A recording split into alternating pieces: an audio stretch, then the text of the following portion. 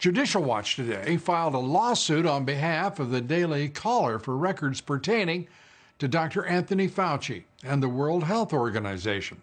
The Department of Health and Human Services failed to respond to an April 1st FOIA request, Freedom of Information request, for communications Fauci had with WHO officials about the WHO in the early days of the Wuhan virus pandemic. Joining us tonight to take all of that up, Tom Fitton. He is the president of Judicial Watch. Tom, great to see you.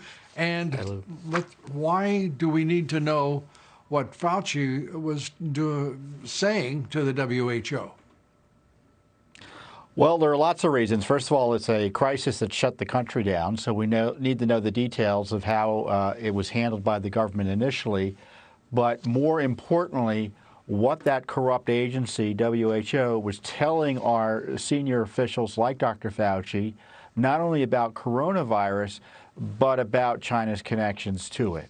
So we can't FOIA WHO, at least I don't think we can directly, but we can talk to or try to get documents from agencies that were talking to WHO, and that's why our client, Daily Caller News Foundation, was so smart to ask NIH for the materials. And what's troubling is they haven't given us the records. And transparency is urgent. The laws on transparency don't get revoked when an agency's busy. They need to follow the law here, and that's why we're in court. Well, there are other agencies that have taken exactly that route and declared that they are too busy to follow the law, which is a stunning position for any government agency, whether it's the NIH or the Justice Department or FBI. You're experiencing, I guess, both at this particular point. What do you expect to find? We're going to find WHO is probably playing defense for China early on, mimicking or pushing out the narrative that China was pushing out early on. And if it misled Fauci, if it misled our top agency officials, there's got to be accountability for what went on, and we want to find the evidence here. We know what publicly was said. My guess is it was even worse privately. Mm-hmm.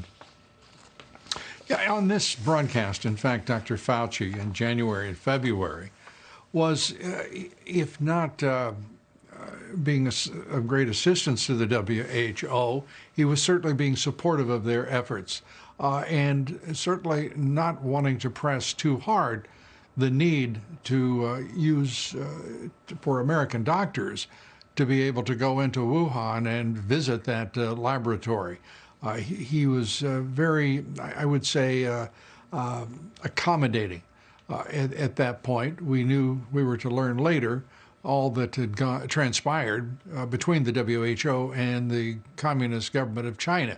It's a troubling tale indeed of what the WHO did to align itself with the Communist Chinese government. Well, Fauci, like Dr. Tedros, who's the head of WHO, you have to remember at this level, all of these folks are colleagues. So you need a second set of eyes to look at the communications. Dr. Fauci was hearing it from his colleagues about what was going on with coronavirus, and he may not be the best judge to tell us what he was learning and what he should have known and what we should have known generally and acted upon. We need to do an audit of what happened with our U.S. government and what we were hearing with from WHO on behalf of China. It looks like they were a cutout for China, and I think these documents are going to show it. And Dr. Fauci admits, he says, look, I didn't recognize initially how susceptible, how transmittable this was and how it could be spread so easily. Did that come because of lies out of China? It looks that way. And was WHO involved in pushing those lies? It looks that way, too. The president's made it clear. The president makes it clear. He has seen evidence to exactly that point. Tom, let's talk about Christopher Wray. He's under some considerable heat. Congressman Andy Biggs, Congressman Jim Jordan. They mean to find out what in the hell he is doing. But frankly, I've watched him throughout.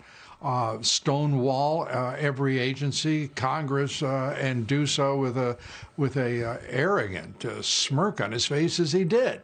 And now the questions about General Flynn make it absolutely critical that he be investigated. The worst corruption in the FBI's history arguably has been around the abuse of Trump, people like General Flynn and others.